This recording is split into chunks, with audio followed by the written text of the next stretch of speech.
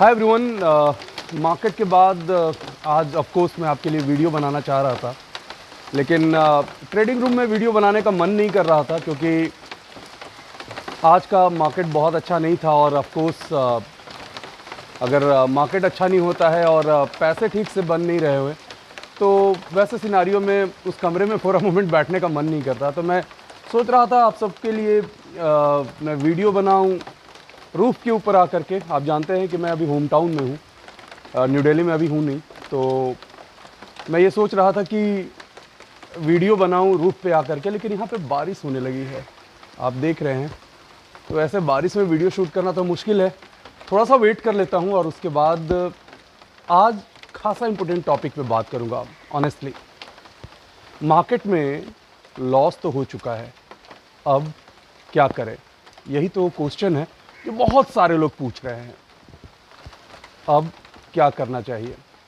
थोड़ा बारिश थमती है तो मैं वीडियो बनाना शुरू करता हूँ, बैठ करके आप लोगों से बात करूँगा ताकि क्लैरिटी दे पाऊँ कि ऐसे सिचुएशन में जब लॉस हो चुका है, पोर्टफोलियो लाल लाल हो चुका है, तो क्या करना चाहिए।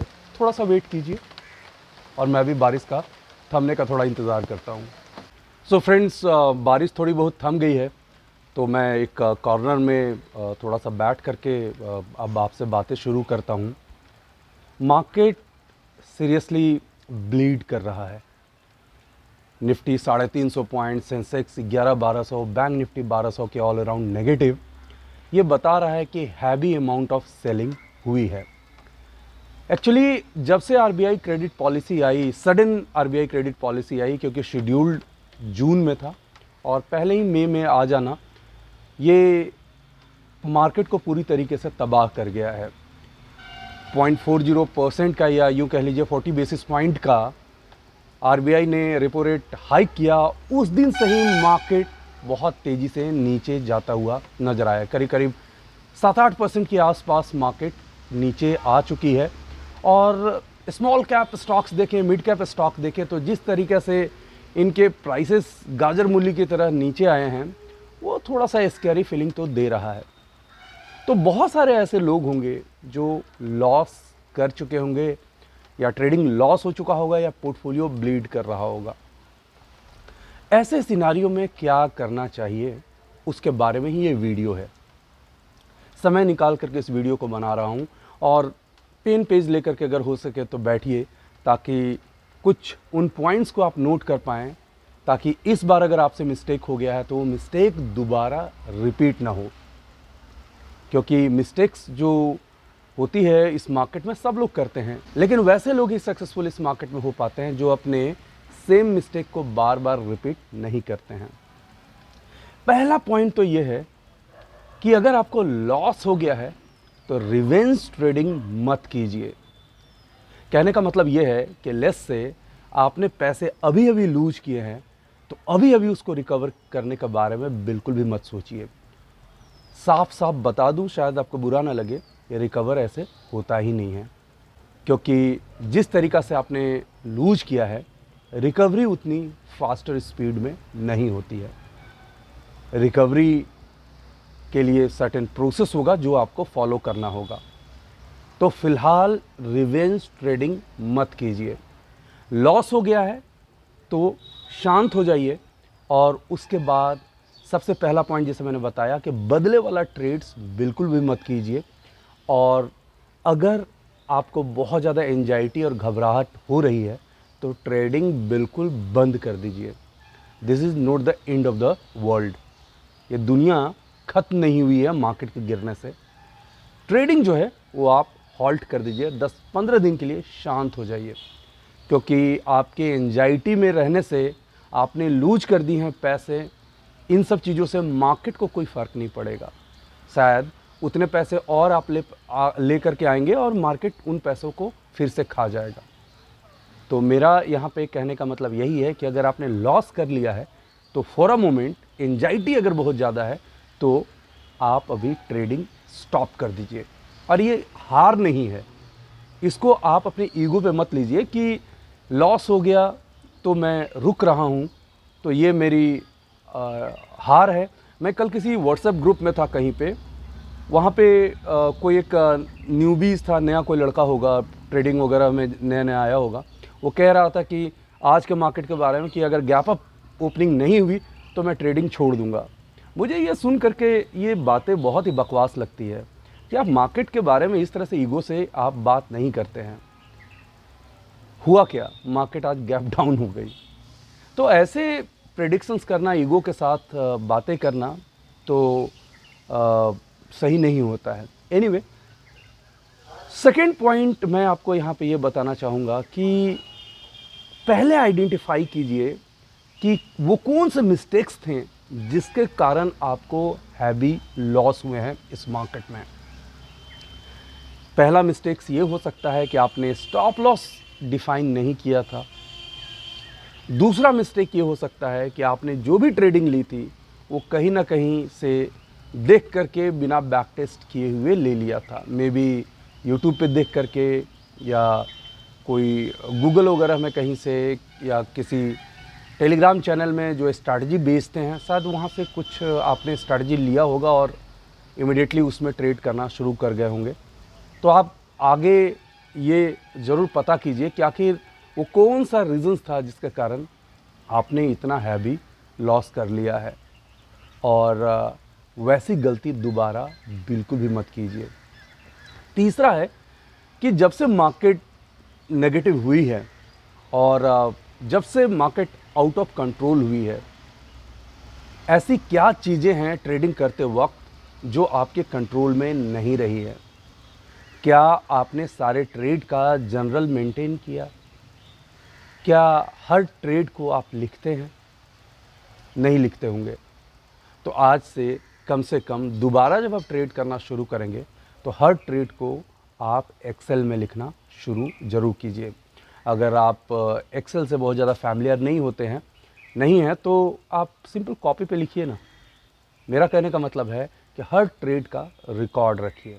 साथ ही साथ मैं यहाँ पे ये बताना चाहूँगा कि बहुत ऐसे ट्रेडर हैं जो ये कह रहे हैं कि लॉस होने के बाद उनका मन जो है वो कहीं नहीं लग रहा है, ऐसा लगता है सुसाइड कर ले। इनफैक्ट शायद मैं अपने चैनल पे कोई कमेंट देख रहा था, मैंने जब गुजरात वाले एक लड़के के बारे में जो वीडियो बनाई थी, तो उस कमेंट सेक्शन में किसी ने लिखा था कि सर मैं भी 4 लाख से लॉस में हूँ और मुझे भी ऐसा लगता है कि मुझे सुसाइड करना चाहिए।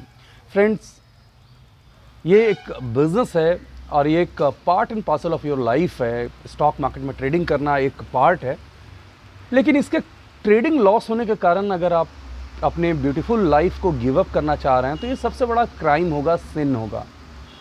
Life is beautiful beyond the stock market. तो ये अपनी ज़िंदगी को सिर्फ स्टॉक मार्केट तक ही शामिल नहीं करें। चाहे मैं हूँ, चाहे डिफरेंट एनालिस्ट होंगे, ट्रेडर्स होंगे, अपने लाइफ में डिफरेंटली बहुत इंजॉय करते हैं। मार्केट का प्रेशर एक अपनी जगह पे है, लेकिन अदर लाइफ अपनी जगह पे है। और आपने मुझे देखते ही होंगे, मैं कई बार छोटे छोटे डिफरेंट सॉन्ग्स पे रील्स बना रहा होता हूँ। मैं अपने आप को इंटरटेन डिफरेंटली कर रहा होता हूँ। उसी तरीके से सारे डिफरेंट लोग हैं वो इंजॉय कर रहे होते हैं। लाइफ यही थोड़े ना है कि मार्केट में ट्रेड किया, प्रॉफिट हुआ तो 7वें आसमान पे, और अगर लॉस हो गया तो सुसाइड कर लेंगे। तो इस तरह का फीलिंग्स तो लाए ही नहीं, और एंजाइटी इतना ज़्यादा मत करें।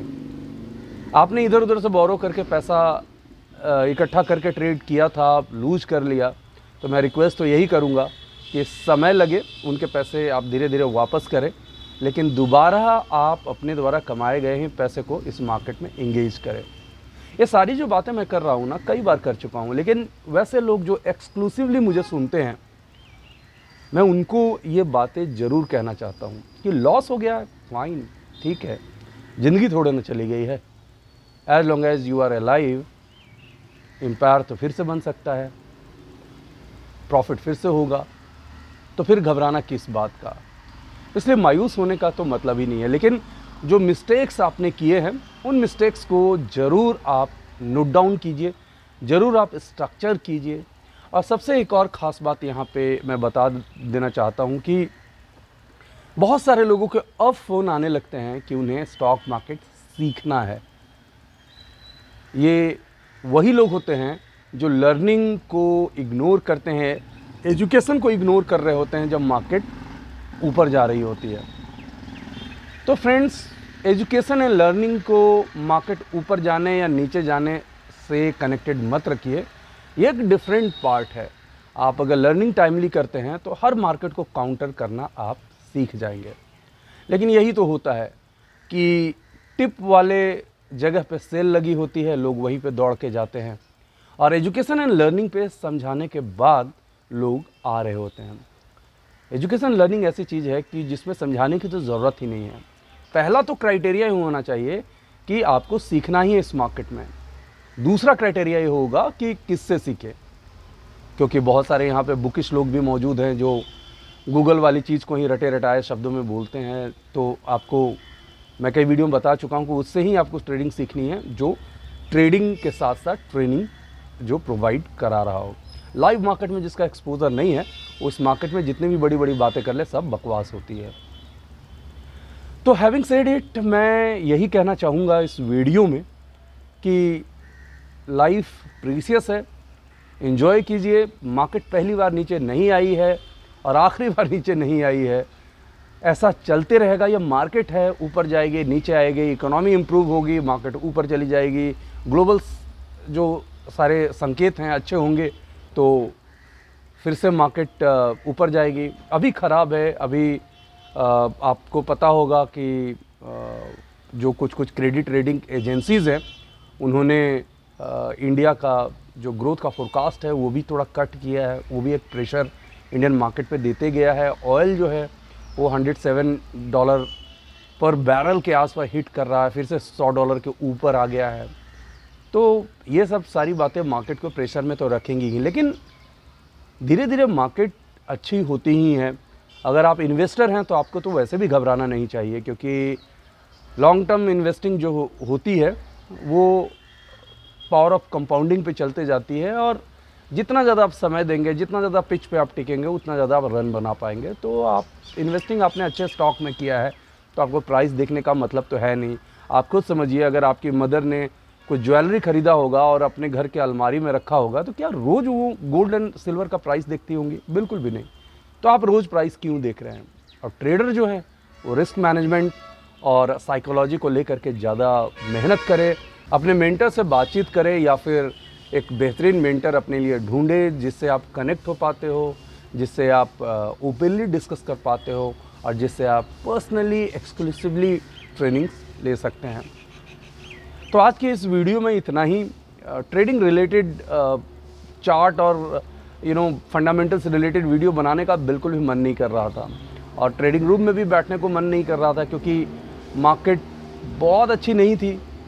तो थोड़ी वोलेटिलिटी दोनों साइड होती है, तो पैसे बनाने की अपॉर्चुनिटी थोड़ी ज़्यादा होती है। मार्केट आज डाउन साइड ही खुली, गैप डाउन खुली, और नीचे और नीचे और नीचे। तो आप जितना पैसा आप सुबह में बना पाए, उसके बाद फिर आप जनरली अवॉइड ही करते हैं मार्केट को। अगर बाउंस बैक मिला होता तो थोड़ा प्ले कर रहे होते हैं, नहीं मिला तो दूर थे। तो इसलिए आज रूफ पे आकर के मैं वीडियो बनाया। तो आज की इस वीडियो में इतना ही। आप हमसे फेसबुक, ट्विटर, इंस्टाग्राम, कोरा और लिंक्डइन पे कनेक्ट हो सकते हैं। साथ ही साथ स्टॉक मार्केट की एनालिसिस के लिए, अपडेशन के लिए आप हमारा फ्री टेलीग्राम चैनल भी ज्वाइन कर सकते हैं। Thanks for watching, take care. Video को लाइक करें, शेयर करें, सब्सक्राइब करें, और आने वाले वीडियोस के नोटिफिकेशंस के लिए बेल आइकन को दबाएं।